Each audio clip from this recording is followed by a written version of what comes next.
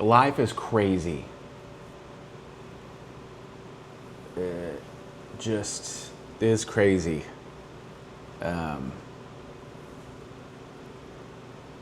It's not done yet either, so it could get crazier. We just don't know. That's the thing about life. Well, here's the story. I have always been into filming action sports.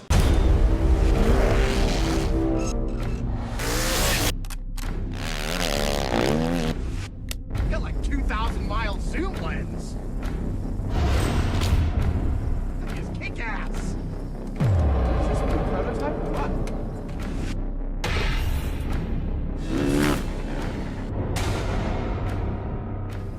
I bet you it cost you a shitload. Before my house burnt down, I had picture frames and all kinds of memorabilia that I've collected and things that I made, people had made for me.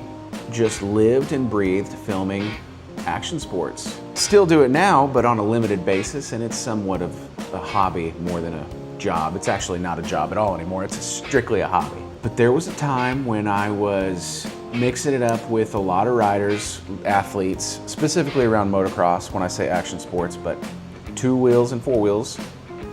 And I loved freestyle. I loved freestyle. I think it's one of the coolest activities to film, and there's just a lot of different opportunities to be really creative. And I love punk rock and heavy metal, and also up until recently that was like the choice of most motocross riders. Now it's kind of mumble rap and just shitty music, but used to be pretty rad. Moto used to be punk rock.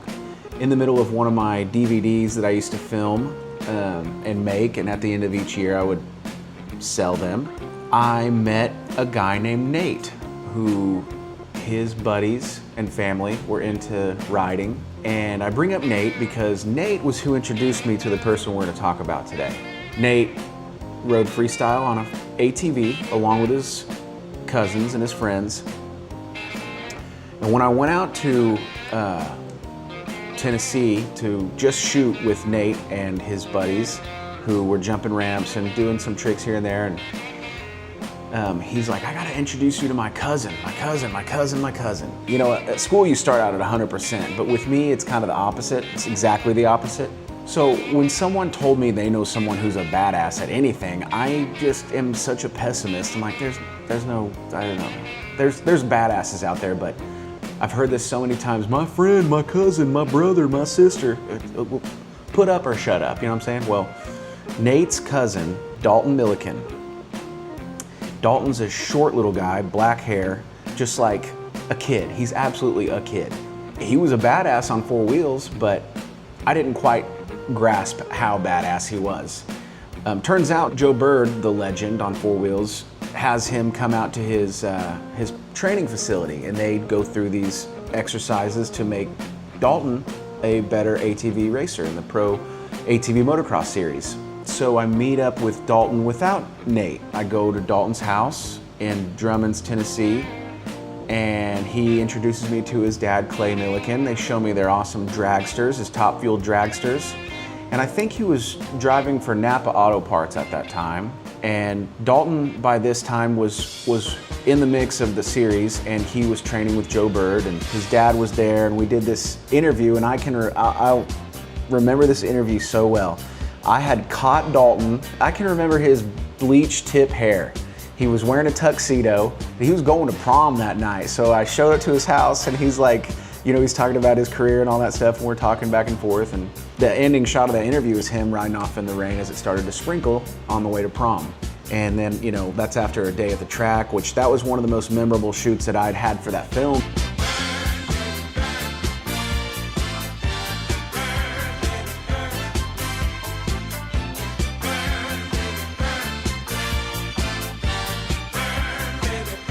All right, guys, I gotta cut this short. I gotta make it to my high school prom right quick. See y'all later.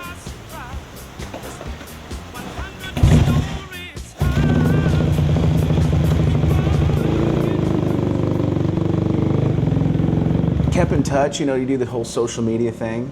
In 2011, I was hired to be the media guy at Feld for Amsoil Arena Cross. For about 2 years, And then they took me to Supercross. I did that. I liked that stuff. It was very fun. It was cool to say that I got to do that. Doing the opening ceremonies and all the banquet videos and trying to capture headshots of the top 20 of the baddest ass dudes on dirt bikes for whatever Feld needed, or TV or whoever. That was cool.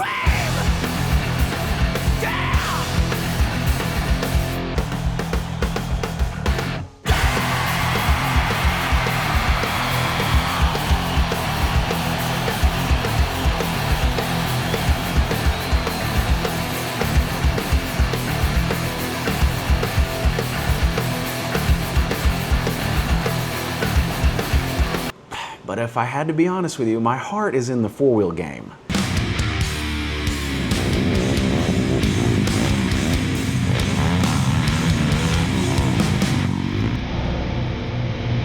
ATVs, razors, side-by-sides.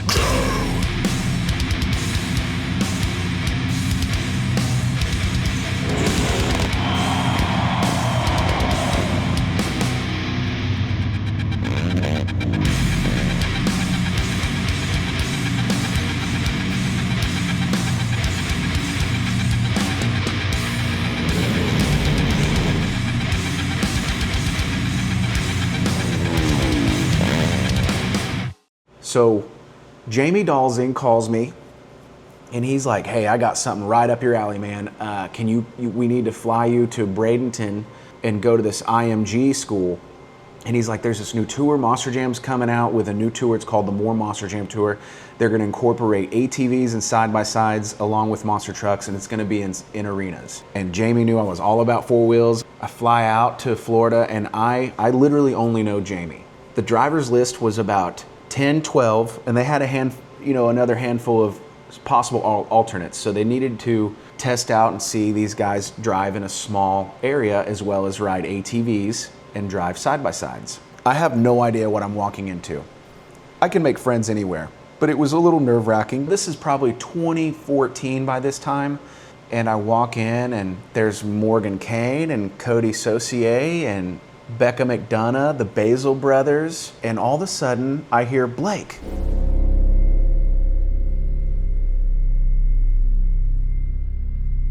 And I look over and there's Dalton chilling there with the rest of the crew. Why is this so hard to tell?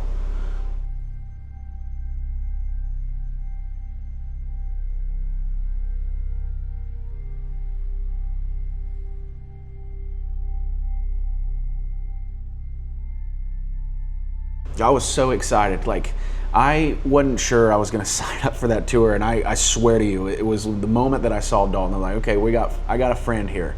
This is gonna be a lot less difficult. Shit, I get homesick. I got homesick bad sometimes. It just happens. And it is a little less of a overwhelming feeling when you have someone like there and like Dalton. He introduces me to the guys. They already kind of done some media training and different things by this point, so they had a little more of a foundation as far as knowing each other. So I was brought into the fold immediately. We ended up being on tour. We would have flights together on the way out of wherever we were going, you know. I'm witnessing this whole new tour start from scratch. Tom Mentz is teaching these guys. Like, I had always watched Tom Mentz and Dennis Anderson stepping in and helping them, giving advice, and I get to be there and like shoot all this stuff. You spend a lot of time with each other. I always joke that like being on a tour like that is like living on a cul-de-sac. As soon as you get checked into the hotel, we're all coming in from different parts of the country and sometimes the world, you know. We show up at the same place, through the same hotel, through the same terminals, through the same airport, same rental car place, and we end up all together at the lobby.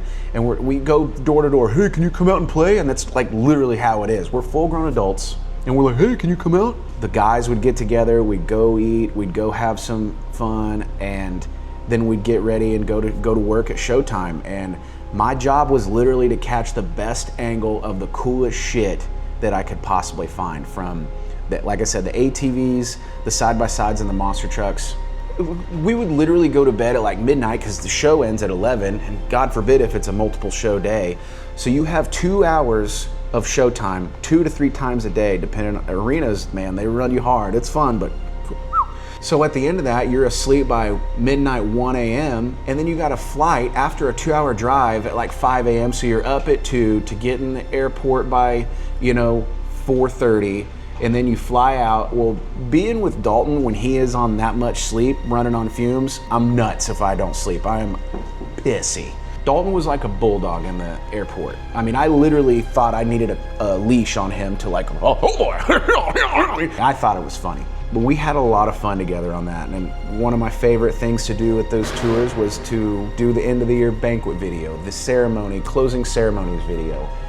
It was like a fun way to showcase everyone who maybe is behind the scenes, who doesn't get a lot of notoriety, and mix it with a spin of entertainment that it will never see the light of day. Only the company and the people on fleet, us, get to enjoy it. Never goes out.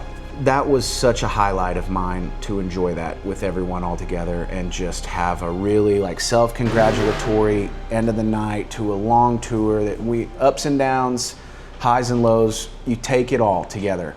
And we just came together and enjoyed that. Well, it's crazy, like, I do not delete footage. Like, I don't erase footage.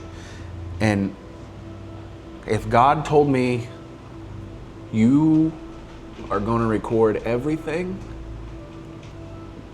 and you're going to hold on to them because one day you're going to be asked by this person's family to put together a memorial video in memoriam. And this is the second time I've done this with a friend. I'm more than happy to oblige the families that have come to me for this sort of thing. And unfortunately, Dalton was the second and fortunately the last person that I've had to do this for. But he passed away in a motorcycle accident. And I remember where I was, who called me. Jamie Dawson called me. I can tell you what I told him. He goes, hey man, Dalton had a crash last night and he passed away. And I'm verbatim was, what the fuck? And I just hung up the phone with him. That's all. That's the only thing I could get out. Whatever force, whatever the muse, whatever it told me to do, to record those moments with my cell phone or just, where I knew we were having a good time, and keep those for,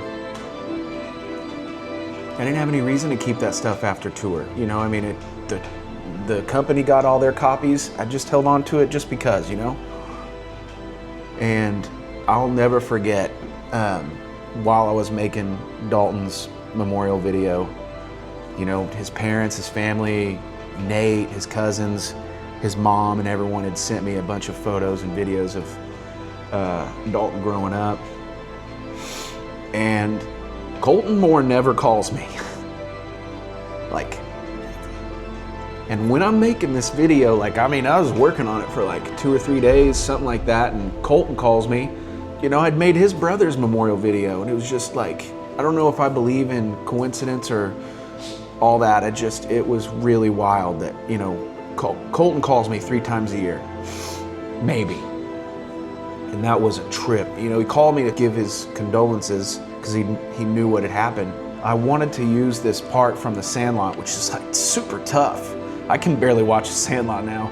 When Benny the Jet Rodriguez he has his dream and he meets Babe Ruth, and Babe Ruth goes, there's heroes and there's legends. Heroes get remembered, but legends never die. And if you follow your heart, kid, you can never go wrong. And I think about that every day. He said that most people get handed a big chance once in their life. They either don't recognize it or they're too stupid to see it when it spits on their shoes. It's so true. These guys were legends. They're heroes and legends. You can be both. Excited to tell it. And I'm really lucky to have met Dalton. I really wanted to tell this story. And Clay and his mom are awesome. Nate's awesome. I love everyone there. And I just really wanted to tell this story. And I hope everyone who sees it understands this comes from a place of love. Even in my moments, I try to be funny. That's just my attempt at levity. And I didn't make this to cry. I didn't know I was going to cry. And this is stupid.